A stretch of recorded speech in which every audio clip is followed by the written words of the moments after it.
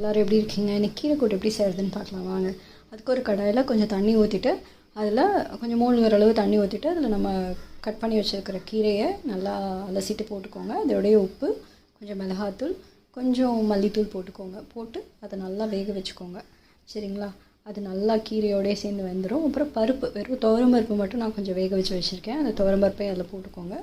போட்டு நல்லா கலந்து விட்டுக்கோங்க. அப்புறம் தேங்காய், நான் கொஞ்சம் ஜீரகம் போட்டு அரைச்சி வச்சுருக்கேன். சரிங்களா? அந்த தேங்காய் ஜீரகத்தையும் அதில் நல்லா கலந்துக்கோங்க ஊற்றிட்டு.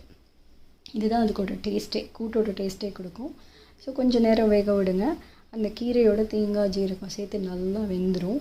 சூப்பராக இருக்கும். இப்போ நம்ம தாளிச்சிடலாம். அதுக்கு தனியாக வச்சுட்டு எண்ணெய் ஊற்றிக்கோங்க. ஒரு கடாயை வச்சு எண்ணெய் ஊற்றிட்டு கடுகு, ஜீரகம், பெருங்காயம், அவ்வளோதான். வேறு எதுவுமே போட வேணாங்க.